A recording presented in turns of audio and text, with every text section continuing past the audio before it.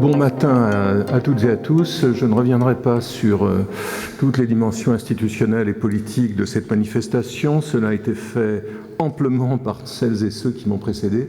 Je tiens simplement à remercier très très chaleureusement l'Institut français et les instituts européens de Sofia qui ont monté ce programme, qui vont permettre à un groupe éminent d'architectes, d'historiens, de conservateurs du patrimoine de parler, de converser ensemble. Et je tiens tout particulièrement à remercier Irina Petrescu, dont l'énergie, l'engagement extraordinaire ont permis cette manifestation.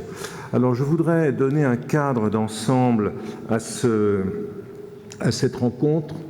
On a beaucoup parlé de patrimoine dans les interventions qui ont précédé. Je voudrais rappeler que sans recherche historique, sans connaissance historique, le patrimoine est inintelligible, incompréhensible, et que donc toute démarche patrimoniale doit se fonder sur une connaissance historique. Et je voudrais présenter un cadre, non pas exhaustif, mais un cadre d'ensemble aux réflexions qui vont être les nôtres aujourd'hui. Je commencerai par un propos personnel. Pour ma génération venue à l'architecture dans la seconde moitié des années 60, au milieu de la guerre américaine au Vietnam, dans une Europe en prise avec de forts mouvements sociaux, dans une Europe de l'Est sous l'hégémonie soviétique comme l'invasion de la Tchécoslovaquie l'a montré en 68, il n'y avait aucun doute que, tout autant que l'urbanisme, l'architecture était un acte politique. Il est tentant, à ce propos, de paraphraser l'interrogation sur laquelle Le Corbusier concluait en 1923 son premier grand manifeste vers une architecture. À la question rhétorique « architecture ou révolution ?» point d'interrogation, il répondait, vous le voyez sur le texte original, par un ajout manuscrit. On peut éviter la révolution. Je dirais que pour une partie de mes contemporains et moi-même, la réponse était strictement opposée. Nous étions déterminés à éviter l'architecture en nous engageant directement dans la politique. Plus généralement, l'intervention des architectes dans la sphère politique a conduit alors à une certaine spatialisation du discours et des programmes, notamment pour la gauche radicale, qui a cessé, dans les années 70, de considérer que la transformation des villes devait être reportée au lendemain d'une hypothétique révolution. Dans le même temps, les programmes des social-démocraties européennes, et notamment ceux de celles qui parvenaient au pouvoir après la fin des dictatures espagnoles et portugaises, ont permis à des architectes qui ne renonçaient pas à des recherches formelles de réaliser des œuvres marquantes. Ici, les premiers projets d'Alvaro Siza à Porto. À quelques 40 ans de distance et 50 ans après mai-juin 68, j'aimerais revenir sur ces épisodes en les plaçant au sein d'une réflexion d'ensemble sur la matrice des relations établies depuis le début du XXe siècle entre le champ de l'architecture et celui de la politique ou du politique, comme disent les philosophes. Dans la perception courante et dans beaucoup de récits historiques, la relation entre architecture et politique a été souvent réduite à la rencontre entre les gouvernants et les professionnels, surtout dans le contexte des dictatures. Le sens commun n'a retenu que l'admiration réciproque, cette sorte de narcissisme croisé d'Adolf Hitler et Albert Speer, tel que la transpose le plan de Speer pour le Nouveau Berlin, ou l'intervention directe de Staline dans l'élaboration du palais des soviets conçu par Boris Yeltsin à Moscou. Le lien direct, voici Speer et Hitler qui travaillent ensemble à un projet berlinois. Mais le lien direct entre l'architecte et le dirigeant politique, qu'il soit empereur, pape, chancelier ou secrétaire général, n'a rien d'un phénomène nouveau. Avant Speer, Yeltsin ou Piacentini dans l'Italie de Mussolini, de telles rencontres avaient jalonné l'âge moderne. J'ai à l'esprit les entreprises de Michel-Ange pour le pape Jules II et ses successeurs, ou celles de Jules Hardouin-Mansart pour Louis XIV. On pourrait aussi évoquer la relation entre Charles Garnier et l'empereur Napoléon III. Avec les formes plus démocratiques des concours, cette figure est au fond celle qui a inspiré un président comme François Mitterrand dans les années 80, tant il s'est attaché à créer, on le voit ici dans cette visite de chantier, un rapport personnel avec certains architectes des grands travaux parisiens. En dépit de l'intense production historique intervenue au cours des dernières décennies, des milliers de doctorats, des centaines d'ouvrages et de catalogues d'expositions, production dont dresser le bilan serait une entreprise surhumaine, l'identification simpliste des formes architecturales reste trop souvent la règle. Les termes convenus et réducteurs d'architecture dite fasciste, dite nazie ou dite stalinienne restent courants. Pourtant, aucun de ces trois totalitarismes du milieu du XXe siècle n'a eu de politique durablement monolithique. Giuseppe Terrani et Luigi Moretti, par exemple, ont rencontré Mussolini moins fréquemment que Piacentini, dont je reparlerai, mais ils ont été reçus à plusieurs reprises à Palazzo Venezia, donc Mussolini s'intéressant aux architectes modernes radicaux. Les recherches de Werner Durt ont montré depuis longtemps que la reconstruction de l'Allemagne, telle que l'envisageait Speer à partir de 1943, aurait été moderne. On voit ici l'équipe des conseillers de Speer au travail. Quant à la Russie, elle a vu le constructivisme se perpétuer sous certaines formes jusqu'à la fin des années 30, avant que la reconstruction en soit pensée, la reconstruction de la Russie, à partir de modèles américains, comme j'ai eu l'occasion de le relater. De ce point de vue, le projet d'une microphysique du pouvoir que Michel Foucault esquissait en 1975 dans son livre « Surveiller et punir » reste d'actualité. Il corrige quelque peu par sa subtilité l'impression d'une posture presque paranoïaque dans sa description du contrôle des corps impression que donne parfois la lecture des textes d'un philosophe qui s'est intéressé à l'architecture. Pour Foucault, je cite, et c'est la seule citation que je ferai, ou presque, l'étude de cette microphysique suppose que le pouvoir qui s'y exerce ne soit pas conçu comme une propriété, mais comme une stratégie, que ces effets de domination ne soient pas attribués à une appropriation, mais à des dispositions, à des manœuvres, à des tactiques, à des techniques, à des fonctionnements. L'image d'une domination pyramidale, le chef et l'architecte est donc trompeuse. Foucault poursuit: les relations descendent loin dans l'épaisseur de la société. Elles ne sont pas univoques. Elles définissent des points innombrables d'affrontement, des foyers d'instabilité dont chacun comporte ses risques de conflit, de lutte et d'inversion au moins transitoires des rapports de force. Donc il nous invite à penser la complexité. L'architecture, en effet, se produit dans l'interaction de réseaux instables de relations, où les pressions venues d'en haut et celles venues d'en bas, les attentes de groupes sociaux engagés dans des alliances et des conflits et les effets horizontaux, en quelque sorte du marché, se conjuguent. C'est dans les compétences disponibles, à un moment donné, que les politiques recrutent leurs architectes et symétriquement, la symétrie est très importante ici, c'est auprès des pouvoirs en place que les architectes cherchent à un moment donné l'occasion d'un passage à l'acte, l'occasion d'une commande. Dans la plupart des récits qui ont rendu compte de ces développements, les relations entre langages architecturaux et régimes politiques ont été caricaturées. Selon une cartographie dont un exemple éloquent est donné par Bruno Zevi dans son Histoire de l'architecture moderne de 1950, les totalitarismes allemands, italiens et russes auraient utilisé les langages conservateurs, tandis que les régimes démocratiques auraient encouragé les langages modernes. Cette analyse schématique porte notamment sur les découpages temporels appliqués à l'architecture, sur laquelle ont été plaqués ceux correspondant aux principales ruptures dans l'ordre de la politique, et non ceux correspondant au seuil dans la transformation des discours et des formes. Ainsi définit-on l'architecture allemande de la période de Weimar, de la période nazie, de la reconstruction, l'architecture russe de la période léninienne ou léniniste, de la période stalinienne, de la période khrouchtchevienne. Les choses sont évidemment infiniment plus complexes. Dans la production historique du siècle dernier, du XXe et des débuts du troisième millénaire, une grande attention a été consacrée aux projets, aux édifices et aux compositions urbaines conçues sous les régimes totalitaires.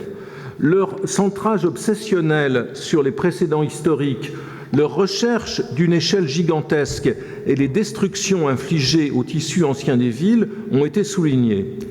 L'extension des stratégies élaborées dans le centre des empires, du centre des empires à leur périphérie a fait l'objet d'enquêtes stimulantes et des interprétations comparables ont été proposées de l'architecture produite par les régimes de Ceausescu en Roumanie, celui des Kim successifs en Corée du Nord ou autres. On attend encore celle qui pourrait porter aujourd'hui sur les dynasties post-soviétiques d'Azerbaïdjan, du Kazakhstan ou d'autres pays d'Asie centrale.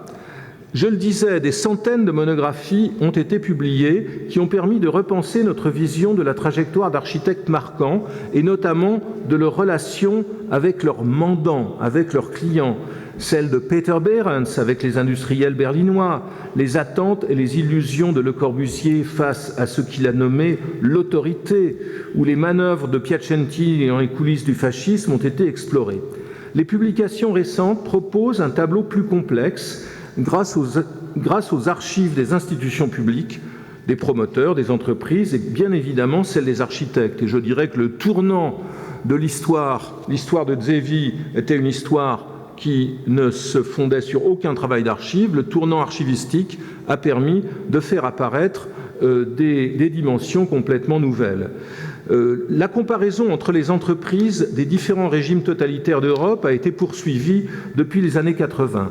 Mais il n'y a que très récemment, notamment avec le livre qui est au centre de cette image, le livre de Paolo Nicoloso, que le tissu quotidien des négociations entre Mussolini et les architectes a été restitué. C'est un travail exemplaire que celui de Nicoloso, qui malheureusement n'a pas pu venir.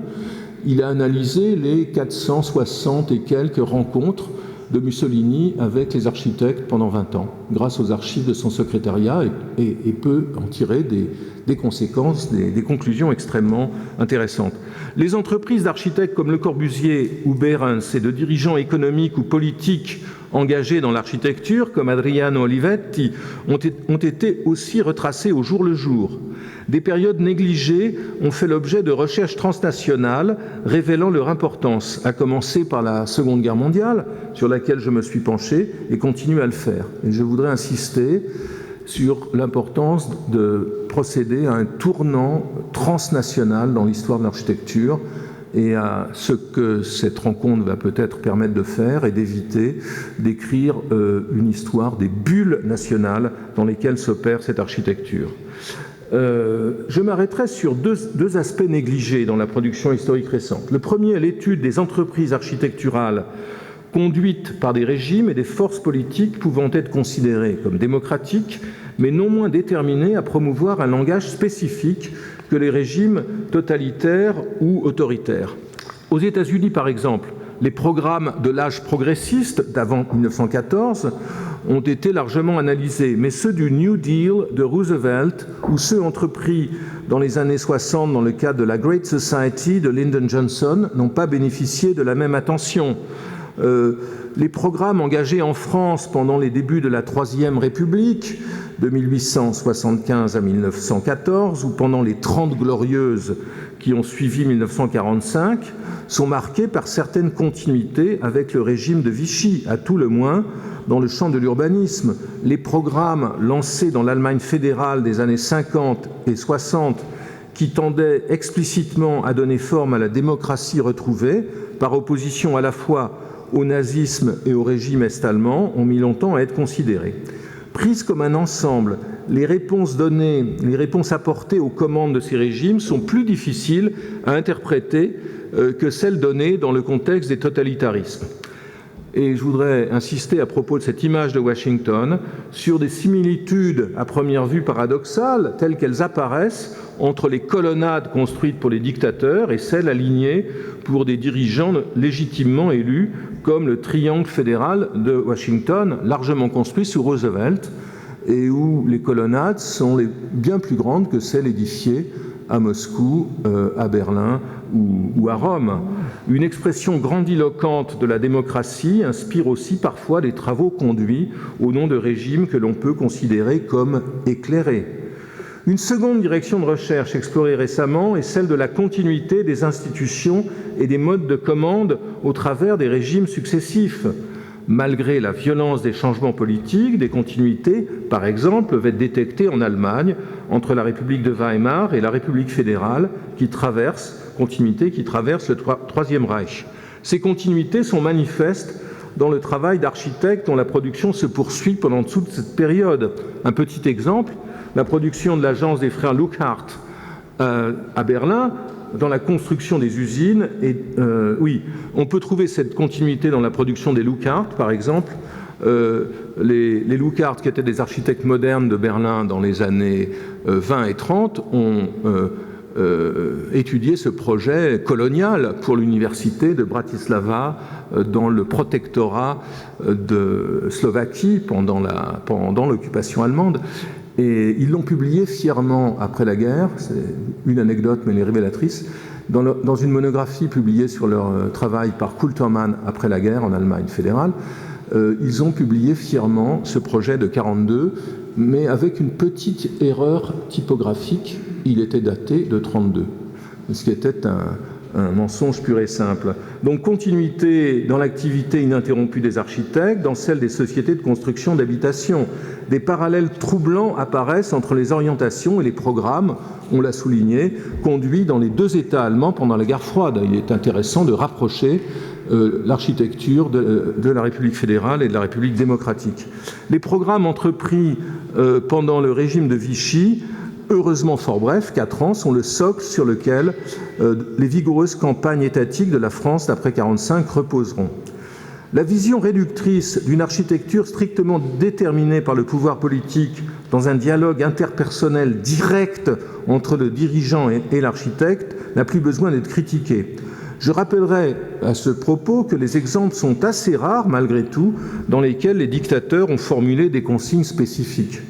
À l'image, par exemple, de Staline demandant à Boris Yeltsin de placer une tour et une statue au sommet de son projet pour le palais des Soviets. De telles relations existent aussi dans les régimes démocratiques. Je me souviens à propos du geste de Valéry Giscard d'Estaing, que vous voyez ici, président, arrachant en 1980 la demi-sphère de la salle du cinéma IMAX. Vous la voyez ici, cette sphère en haut. Giscard arrache la demi-sphère de la salle de cinéma de la maquette de la Cité des Sciences et Mitterrand la remet en créant cette sphère complète qui s'appelle la géode. C'est au travers de médiations complexes que les attentes des gouvernants et l'offre des projeteurs se sont ajustées. Il est donc temps de considérer que l'instrumentalisation de l'architecture par les pouvoirs autoritaires n'a rien eu d'une posture dans laquelle les architectes étaient forcés de s'aligner sur les désirs d'un Führer, d'un Duce, d'un Caudillo ou d'un secrétaire général. Il est possible d'affirmer que beaucoup de professionnels ont utilisé leurs relations avec le pouvoir pour atteindre leurs propres objectifs culturels et esthétiques. Ceci fut le cas des conservateurs, hostiles à la modernité, mais non à la modernisation, et des modernes de différentes obédiences, des plus attachés à la tradition aux plus radicaux. Les architectes ont manipulé et influencé les clients appartenant à des régimes politiques changeants, réunissant en définitive à former parfois une œuvre qui transcende les limites mêmes de la politique. Il faut donc reformuler le récit dominant de l'histoire de l'architecture en proposant une autre interprétation des ajustements mutuels du pouvoir et du projet au cours du long XXe siècle, en déplaçant le centre de la politique à la conception, sans pour autant simplifier la dialectique articulant les deux sphères. Une première hypothèse serait ici que la recherche et la confortation, si je puis dire, du pouvoir professionnel a été un facteur de changement autant, sinon plus important, que l'action directe des États, des institutions publiques et des entreprises dominantes. Dans bien des cas, c'est de l'intérieur de la profession que les dirigeants ont été invités, voire sommés de se prononcer. En Italie, le Rapporto sull'architettura Per Mussolini, rédigé par le critique Pietro Maria Bardi, tendait à arracher le Duce à ses penchants pour l'esthétique nostalgique du Novecento afin de le réorienter vers le soutien au rationalisme émergent grâce à des commandes de l'État. Une autre hypothèse que j'ai déjà esquissée porte sur le découpage temporel. En dépit de la plupart des récits historiques existants, les séquences du changement dans la culture architecturale ne coïncident pas toujours avec le cycle des régimes politiques. En conséquence de quoi, l'histoire des développements intervenus depuis la fin du XIXe siècle ne saurait être segmentée en périodes homogènes qui ne seraient définies que par des événements politiques ou militaires, comme l'instauration et la chute d'un régime donné, ou la durée d'un gouvernement ou d'une majorité parlementaire. Juste un exemple que l'on rencontre à Sofia, le discours du postmodernisme qui est apparu dans l'architecture européenne, essentiellement à l'ouest, autour de 1980, a fini par se propager dans l'Europe centrale et orientale et même jusqu'au fond de l'Union soviétique, jusque dans les années 90. Donc c'est un cycle pratiquement de 20 ans qui traverse parfaitement l'effondrement du système dit socialiste. Pour rester en Italie, Piacentini, que vous voyez ici avec le Duce, a engagé la destruction du Borgo à Rome sous le fascisme, et le projet a été achevé dans l'après-guerre sous la férule de la démocratie chrétienne. En France, Auguste Perret, dont parlera Annabella de Aurojo plus tard, a réalisé, après la libération de la France, certains des projets qu'il avait engagés pour le régime de Vichy, comme la reconstruction d'Amiens. Quant à Le Corbusier, l'unité d'habitation qu'il construit à Marseille après 1945 est aussi un projet mis au point dans les années 30 et précisé sous l'occupation. À Moscou, le dessein de couronner la ville avec un bâtiment dominant, monstrueux, cristallisé sous Staline avec le palais des Soviets pendant les années 30, avait eu un précédent avec le palais du travail mis au concours en 1923 et trouvera son ultime avatar dans un concours organisé sous Nikita Khrouchtchev pour lequel Joffan proposera une variante de son projet permanent, moins la statue. Ma dernière hypothèse porte sur un enjeu plus vaste, à savoir l'ajustement, et j'en ai bientôt terminé, ou presque, à savoir l'ajustement entre la destination sociale et politique de l'architecture et les stratégies de projet. En contradiction avec l'assimilation mécanique de la modernité et de la démocratie d'un côté et du conservatisme et du totalitarisme de l'autre, les recherches récentes confirment que la modernisation s'est poursuivie et a même progressé avec l'usage de langage conservateur ou régressif. La syntaxe et le lexique nostalgique utilisés pour les édifices publics, les banques, les administrations, mais aussi pour des programmes modernes comme les aéroports ou les gares, ont permis à des types sans précédent d'être conçus dans les deux types de régimes. Il n'y a que peu de cas dans lesquels les codes esthétiques ont été aussi innovants que les activités abritées par ces bâtiments, longtemps figés dans un vêtement conservateur. Et il n'est pas sans intérêt à ce propos de noter qu'une des tentatives les plus radicales pour moderniser la culture de projet et de construction d'un État entier fut celle engagée par Ernst Neufert, ancien assistant de Walter Gropius et qui devint le bras droit du ministre nazi Albert Speer.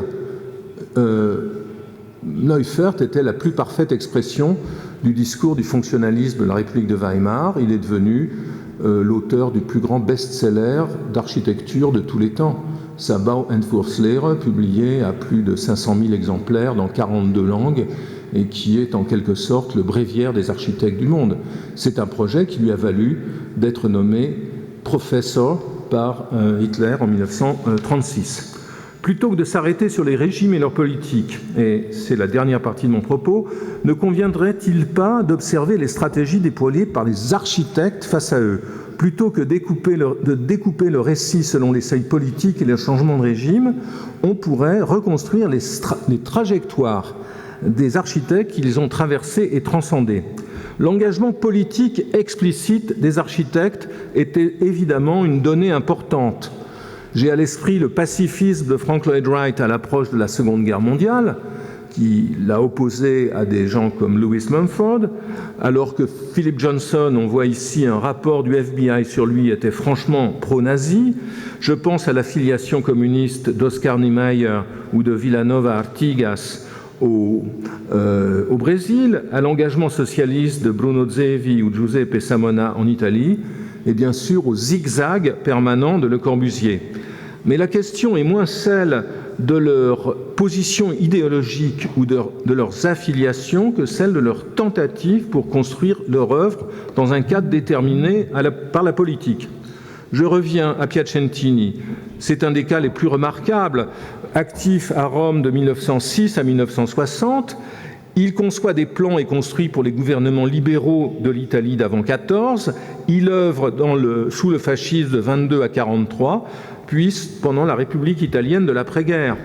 Assimilant à sa manière prudente le langage moderne, il a été la force dominante derrière les deux grandes entreprises romaines du XXe siècle, la Cité universitaire et l'Exposition universelle envisagée pour 1942, sur le terrain de laquelle il est présent jusqu'à sa mort avec le Grand Palais des Sports. Sous le fascisme, son rôle de médiateur et de négociateur, souvent corrompu, a été décisif dans des dizaines de jurys de concours et de situations urbaines. C'est l'architecte que Mussolini a reçu le plus souvent, 160 fois sur ses 400 et quelques rencontres avec les architectes. Piacentini représente clairement la puissance d'une position professionnelle capable de peser sur les décisions d'un régime pourtant déterminé, mais on le sait, contradictoire, comme le fascisme. Un parallèle est à faire ici avec la trajectoire d'Alexei Chtchoussev, actif à Moscou de 1903 à 1949. Grand parallèle. Auteur de plusieurs églises en Russie et ailleurs, à Bari par exemple en Italie, et surtout de la monumentale gare de Kazan à Moscou, chef-d'œuvre d'une écriture néo-russe pittoresque, Chtchoussev a joué un rôle déterminant pour soutenir l'avant-garde après 1917. Il a soutenu les modernes en tant que responsable de la Société d'architecture de Moscou. Après avoir absorbé certains traits linguistiques de constructivisme, il se tourne vers la Renaissance et des thèmes trouvés dans la Russie médiévale pour répondre au programme stalinien, tel le plus effrayant d'entre eux, qui est le siège de la police politique à Moscou. Dans le même temps, sur le modèle du palais Farnèse et à Caprarola de Vignoles, architecture pentagonale. Dans le même temps, c'est intéressant, Chtchoussev n'était pas membre du parti. Il ne pouvait donc pas être purgé au nom de la politique du parti. Il avait une position professionnelle absolument indiscutable. Et il a conservé cette puissance pendant presque toute la première moitié du XXe siècle. Quant à Auguste Perret, dont on reparlera, actif à Paris de 1900 à 1954, sa réputation n'est plus à faire quant à sa contribution à l'utilisation architecturale du béton armé. Il a aussi formulé, on le sait sans doute, une théorie du classicisme moderne en liaison étroite avec des artistes et des intellectuels parisiens. Il a su répondre aux attentes de la bourgeoisie parisienne avant 14. Il a reçu des commandes publiques significatives pendant la dernière décennie de la Troisième République, les années 30, avant de devenir la figure professionnelle centrale du régime de Vichy et de recevoir des commandes de grande échelle après 1945, de la reconstruction du Havre au campus du commissariat à l'énergie atomique. Dans la même génération, la figure de Peter Behrens est difficilement contournable. Passé de la peinture à l'architecture, il travaille en Allemagne et en Autriche de 1901 à 1940. Il apparaît sur la scène à Darmstadt avec l'exposition de 1901. Il donne sa forme à l'empire industriel de l'AEG d'Emil Walter Rathenau, opérant à toutes les échelles de projet, et il dessine l'ambassade d'Allemagne à Saint-Pétersbourg, avant de répondre à des commandes de la République de Weimar, puisqu'il remporte le concours pour l'aménagement de l'Alexanderplatz à Berlin en 1930. Et son dernier projet n'est autre que le siège de l'AEG sur le grand axe du Berlin qu'avait conçu Speer. Le cas de Le Corbusier est aussi remarquablement intéressant. Il est passé successivement, précisément, par les agences de Perret, dont je viens de parler, et de Behrens. Le Corbusier s'est implanté à Paris en 1917, après avoir achevé son premier bâtiment à La Chaux-de-Fonds en 1907, et sa pratique s'est développée sur 5 continents, dans une recherche permanente de ce qu'il a dénommé l'autorité capable de soutenir ces plans, qu'elle soit publique ou que ce soit l'autorité des industriels comme Citroën, Fiat, Batia en Tchécoslovaquie ou Olivetti. Dans son cas, les très complexes entreprises de persuasion et de séduction menées auprès d'interlocuteurs que tout sépare politiquement, de Staline à Mussolini et de Léon Blum à Nehru, et indirectement au général de Gaulle, ces entreprises ne correspondent nullement à un infléchissement de ces projets urbains ou de ces ensembles. Ils restent définis par ses propres idées, ses propres intentions et sont offerts aux représentants des pouvoirs sans que ceux-ci puissent avoir prise sur eux. C'est toujours le même projet, ou en tout cas c'est son projet que Le Corbusier propose. De son propre aveu, l'héritier infidèle de Le Corbusier, Oscar Niemeyer, est, si je ne m'abuse, le premier architecte d'un pays anciennement colonisé, le Brésil, à construire en Europe lorsqu'il réalise son immeuble de l'Interbau de Berlin en 1957. Au Brésil, où son rôle a été déterminant dans l'invention d'un moderne lyrique, il a successivement élaboré sa poétique en répondant aux commandes de l'Estado Novo de Getúlio Vargas, aux présidents démocratiques qui l'ont suivi, tels que Kubitschek et Goulart, et a même tenté un moment sa chance sous le régime militaire instauré en 1964, avant de travailler au Liban, en Israël, en Algérie, en Europe et en France, comme le relatera Richard Klein, puis avant d'apporter une contribution monumentale au Brésil d'après la dictature avec son mémorial de São Paulo. Un dernier cas méritant d'être évoqué, pour être non pas exhaustif, mais être transnational ou transcontinental, c'est le cas de Kenzo Tange, actif au Japon et au-delà de 1939 à 2005. Il conçoit des bâtiments et des mémoriaux pour le régime militaire de Tojo au début des années 40, dont le principal est à gauche, cet ensemble censé commémorer la Daitoa, ou l'hégémonie japonaise, au pied du mont Fuji. Après la guerre, son centre pour la paix d'Hiroshima marque le véritable début de la rénovation architecturale du Japon, qui le voit concevoir de nombreux édifices avant qu'il travaille en Macédoine yougoslave, en Italie et dans l'Algérie postcoloniale. Il serait tentant, et j'en termine, de ne voir qu'opportunisme ou cynisme dans la trame de tous ces épisodes, qui sont loin de porter sur les seuls édifices représentant le pouvoir, mais portent aussi sur ceux qui permettent son exercice concret. Et je voudrais ici rappeler que l'architecture, ça n'est pas la construction des monuments publics, des parlements, des palais des présidents, c'est aussi la discipline qui donne forme aux habitations, aux écoles, aux piscines, aux magasins, à tous les lieux concrets de la vie sociale. Ce qui constitue en quelque sorte, pour utiliser un terme marxiste peut-être un peu obsolète, le capital social fixe de la société, pour la production duquel des appareils spécialisés, décentralisés, sont mis en place partout, indépendamment des États centralisés. Et on pourrait prendre bien des exemples qui nous sortiraient de ce que j'ai montré. J'en prends un petit ici, franco-allemand. L'exemple de l'Église catholique dans la deuxième moitié du XXe siècle montre la complexité de ces processus. Les dominicains Couturier et Régamet sont les fondateurs au milieu du XXe siècle du mouvement pour l'art sacré, qui publie cette revue homonyme, et ils avaient une sensibilité à la fois moderne et cistercienne, je dirais. Ils ont prêché pour une architecture quotidienne modeste, refusant les effets monumentaux des bâtiments religieux.